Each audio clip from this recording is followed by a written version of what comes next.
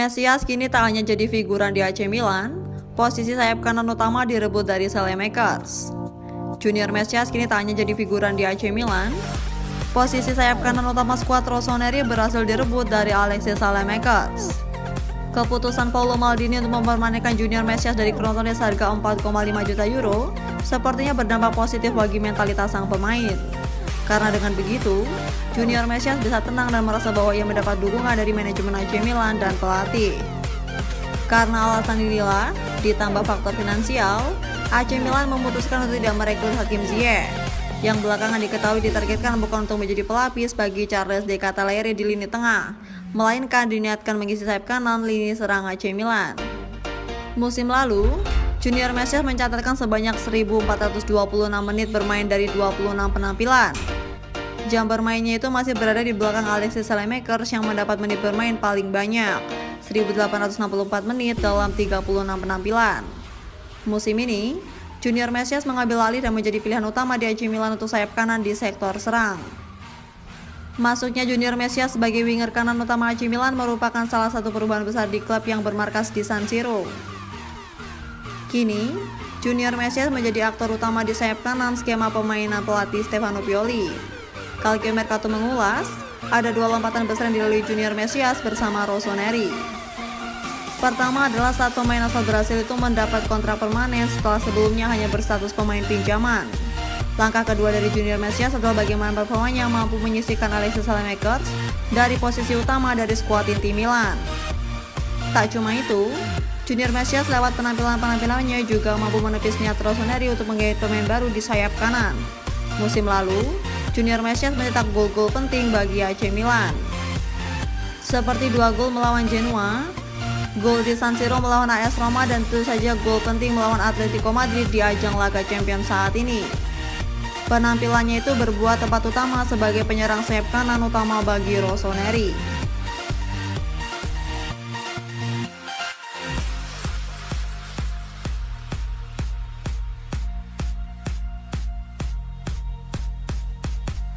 Paolo Maldini bisa dapat dana tambahan dari transfer Lucas Paqueta.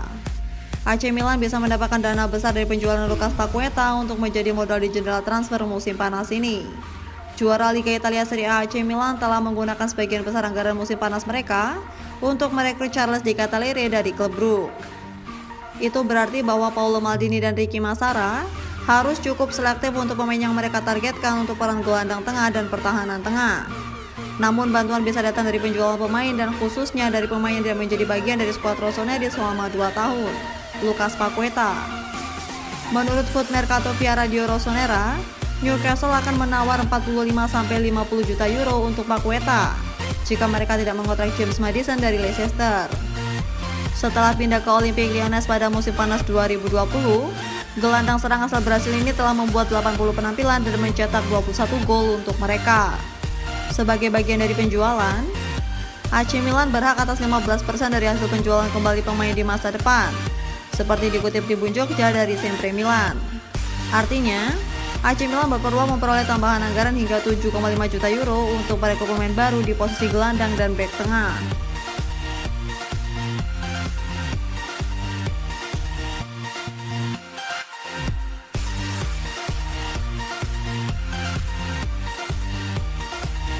Leao dituding jadi biang gagalnya AC Milan juarai bentrok kontra Atalanta di Liga Italia. Rafael Leao dituding menjadi salah satu penyebab gagalnya AC Milan memenangkan pertandingan melawan Atalanta di Liga Italia pekan kedua.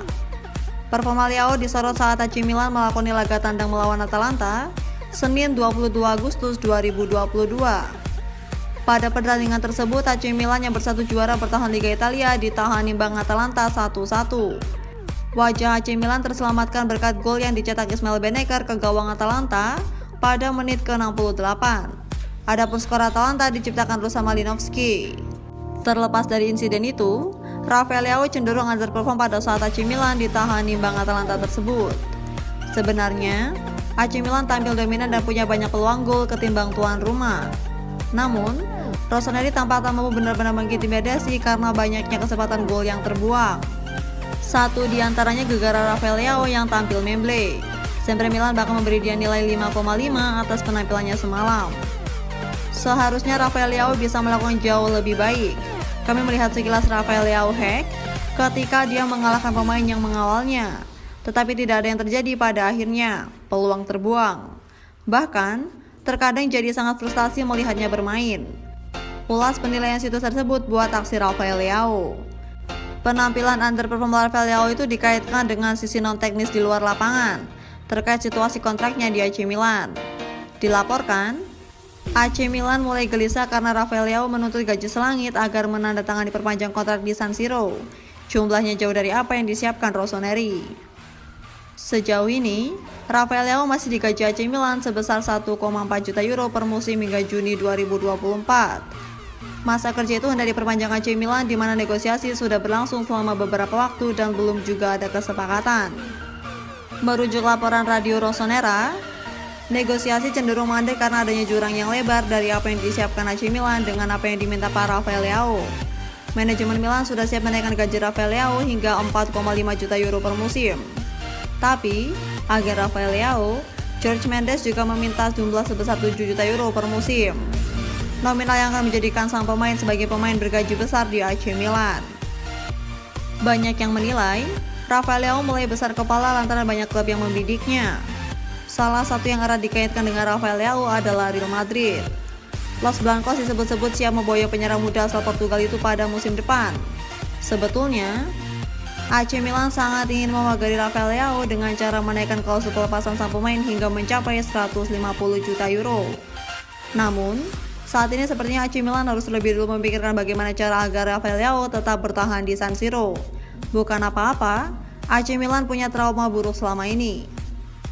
Kepergian Hakan Çalhanoğlu, Gianluigi Donnarumma, hingga Frank Kessie jadi contoh betapa Milan kehilangan aset-aset besar mereka secara gratisan karena tak mampu memperpanjang kontrak sang pemain.